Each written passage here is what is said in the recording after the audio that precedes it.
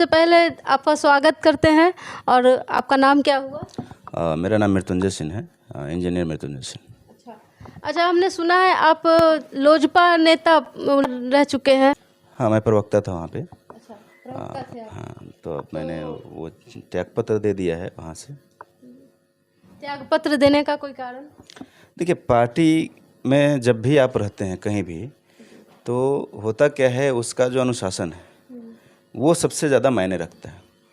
और जब अनुशासनहीन पार्टी हो जाए, पार्टी का राष्ट्रीय अध्यक्ष ही डरा डरा सा रहे, अपने ही लोगों के बीच में घिरा रहे, बाकी जनता का ख्याल न रखता हो, तो उस समय आपको उस पार्टी को छोड़ देना पड़ता है, अगर आप सचमुच के सामाजिक कार्यकर्ता हैं तो।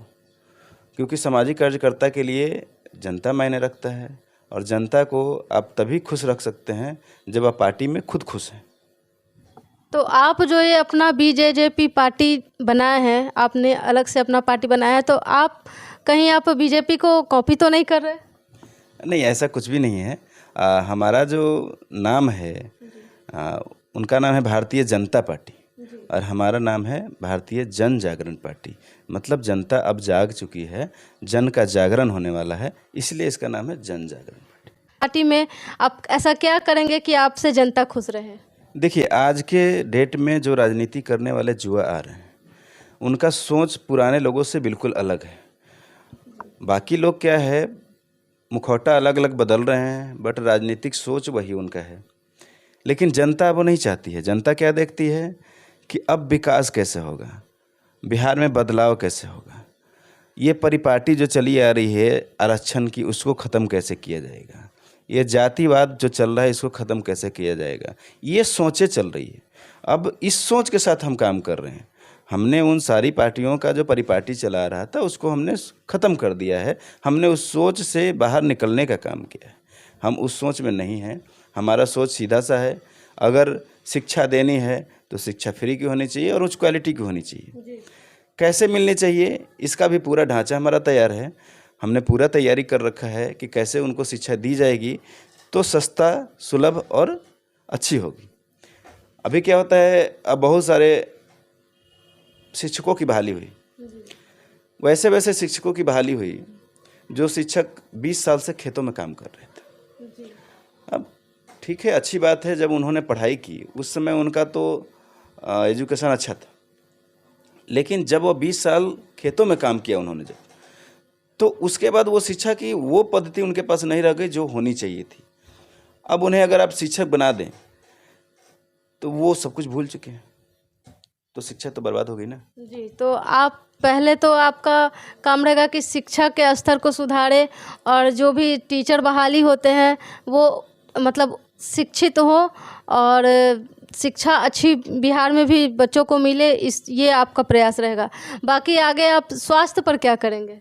देखिए, अभी जनता की ज़रूरत चावल दाल नहीं है। उनकी ज़रूरत क्या है, चावल दाल तो हर कोई कहीं ना कहीं से जुगाड़ कर लेता है। उनकी ज़रूरत क्या है, उन्हें उचित न्याय मिले, उनको उच्चतम शिक्षा मिले, और अच्छा स्वास्थ्य का व्यवस्था हो। होता क्या है, कभी कभी हम बीमार पड़ते हैं या मीडियम लोगों का हालत उस समय ख़राब हो जाता है जब उनकी बीमारी आती है और उस समय उनके पास बैलेंस नहीं होता, तो उसको सुधार करना पड़ेगा। 3 चीज़ें हैं जो सुधार करने की चीज़ें हैं, शिक्षा, स्वास्थ्य और न्याय। और इन तीनों चीज़ों को अगर सुधार दिया जाए तो हमें नहीं लगता किसी को आरक्षण की ज़रूरत पड़ेगी। और बिहार में रोजगार की ज़रूरत नहीं है? सभी लोग बहुत ही मतलब सरकारी नौकरी में तो सभी लोग नहीं है, तो बिहार में तो रोजगार की भी ज़रूरत है। इसके लिए आप क्या करेंगे? देखिए, सरकारी नौकरी को ही रोजगार से जोड़ना ये उचित नहीं। सरकारी नौकरी का सीमित जगह होता है और सीमित ही दिया जा सकता है। रोजगार के लिए शिक्षा ज़रूरी है। अगर आप शिक्षित हैं, अच्छी शिक्षा के साथ हैं, पढ़ने वाली शिक्षा नहीं, सर्टिफिकेट वाली शिक्षा नहीं, अगर सचमुच की शिक्षा आपने ली है तो आपको रोजगार के लिए कहीं भटकने की ज़रूरत नहीं पड़ती।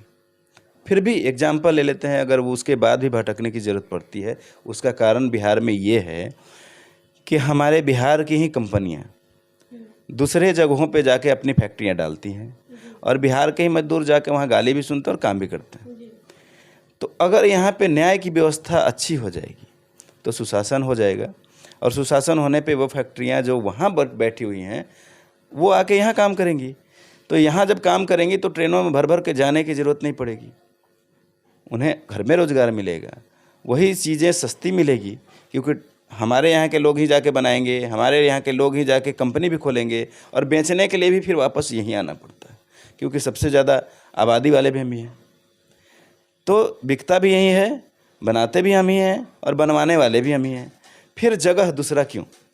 ये सारी सरकारों को सोचना चाहिए था, लेकिन कोई इस पे नहीं सोचता। कारण इसका ये है कि सब लोगों के दिमाग में बस सत्ता बैठा हुआ है, और जब तक ये सत्ता से बाहर नहीं आएंगे, आम जनता के बीच जाने वाला आदमी चाहिए जो आम जनता का दर्द समझता हो, मीडियम क्लास का आदमी होना चाहिए जो उसका दर्द समझता हो।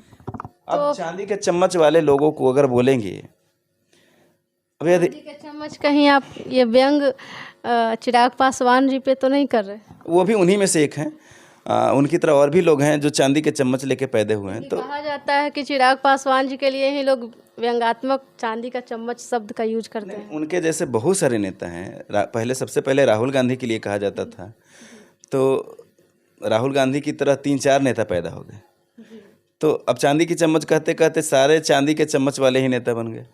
अब चांदी के चम्मच का मतलब ये हो गया कि जिनको मूलभूत ज़रूरतें पता नहीं है, जिन्होंने दर्द नहीं झेला है, जिन्होंने कष्ट नहीं देखा है, जिन्होंने ऑटो में सफ़र नहीं किया है, उन्हें कैसे पता होगा कि दर्द क्या होता है, ऑटो में कैसे चला जाता है, भीड़ कैसी होती है, जनता सड़कों पे चलती है तो कितनी दिक्कतें होती है। अब आप हेलीकॉप्टर में चलेंगे, उन्हें क्या पता होता रोड पे गड्ढे हैं, सारी सड़कें ख़राब हैं, किसको पता है? तो ये चीज़ें जानने के लिए आपको धरातल पे आना पड़ेगा ना। तो धरातल वाले नेता जब ऊपर जाएंगे, अब होता है दलितों का राज होता है, दलितों का नेता बनता है, दलितों के ये होते हैं, जातिवाद नेता होते हैं। दलितों का नेता बनते बनते सारे दलित नेता अमीर हो गए। दलित आज भी 70 साल से दलित ही है। इसका मतलब क्या है? इसका तो उसको तो हटाना ही है। मैं ये कहना चाह रहा हूँ कि जो दलित के नाम पे राजनीति करते हैं, उनके बच्चे अमीर हो गए और वो दलित ज्यों का त्यों दलित ही रह गया। इसका मतलब ये है कि उन्होंने दलित की राजनीति नहीं की, उन्होंने अपने बच्चों की राजनीति की। और ये चीज़ें जब तक ख़त्म नहीं होगी तब तक किसी भी दलित का विकास नहीं हो सकता। लोगों को आपस में फूट डालने के लिए जातिवाद का व्यवस्था लाया गया। जातिवाद का बात करें तो मुग़ल काल से पहले जातिवाद का इतना समस्या कहाँ था? राम जी हमारे बैठते थे निषाद के साथ, कृष्ण जी सब जाके साग खाते थे विदुर के घर। तो कहाँ समस्या था? समस्या तो तब पैदा हुई ना जब लोगों पे टैक्स लादा गया और बताया गया नहीं ये टैक्स आपको देना पड़ेगा अगर आपको कपड़े पहनने हैं। तो बताया गया क्या? आपको उच्च जाति ने तंग किया। उच्च जाति ने तंग नहीं किया, उच्च जाति के पास पैसे थे, उसने पैसे दे के कर चुका दिया, तो इसलिए उन्होंने पूरे कपड़े पहने। और गरीबों के पास पैसे नहीं थे इसलिए उसने पूरे कपड़े नहीं पहने। तो दिक्कतें कहाँ हैं और समस्याएं कहाँ हैं, ये बातें लोगों के समझ में जब आएगी तब लोगों का मुंह भंग होगा इन जातिगत राजनेताओं से। तो एक तो आप ये जातिवाद हटाएंगे, दूसरा आपका प्रयास ये रहेगा कि बिहार में ही इतनी कंपनियां आ जाए, बिहार में इतनी फैक्ट्री लग जाए कि बिहारी आदमी को बाहर जाके काम ना करना पड़े। और बाहर जाते हैं, ट्रेनों में सफ़र करते हैं। अभी कल देखिए एक बक्सर में स्टेशन है, वहाँ हादसा हो गया है। तो वो जो हादसा हुआ है तो आप किनको दोषी देंगे? बिहार सरकार को या रेल मंत्री को या जो ट्रेन के चालक हैं उनको? देखिए सबसे पहले तो रघुनाथपुर बक्सर में जो घटना हुई है बेहद संवेदनशील घटना है। इसके लिए हमारा पूरा पार्टी जो है वो दुख व्यक्त करता है और आशा है कि ऐसी घटनाएं बार बार नहीं होगी। इस पे दोषी देने का जब बात होता है तो देखिए दोष किसी को देने से पहले तो जांच का विषय है। पहले तो जांच होगी कि किस कारण से वो दुर्घटना हुआ है। कहीं ना कहीं तो सुरक्षा में कमी हुई है, कहीं ना कहीं तो कुछ तो बातें हुई हैं जो मतलब असावधानी बरती गई है, तभी तो ये इतना बड़ा रेल हादसा हुआ।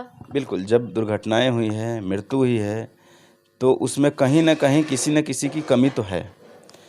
चाहे वो वहाँ रेल प्रशासन की कमी हो जिसने जांच पूरी नहीं की, वहाँ के स्टेशन मास्टर की प्रॉब्लम हो जिन्होंने सिग्नल देने से पहले ये नहीं देखा कि हमारी पटरियाँ सुरक्षित है नहीं है। तो कहीं ना कहीं तो है, ये जांच का विषय है, जांच होगी और केंद्र सरकार इस पे हमें विश्वास है कि पूरी निष्पक्षता से जांच करेगी और दोषियों को उचित कार्रवाई भी करेगी। धन्यवाद। तो आपने सुने कि मृत्युंजय सिंह के जो विचार हैं, तो कहा गया है कि बिहार में बहार है, तो देखना ये है कि मृत्युंजय सिंह जी जो पार्टी बनाए हैं BJP, तो इस पार्टी में ये बिहार में कितनी बहार लाते हैं वो तो आगे देखने की चीज़ है। बाकी मैं अर्चना पांडे, रियलिटी 24 न्यूज़, धन्यवाद।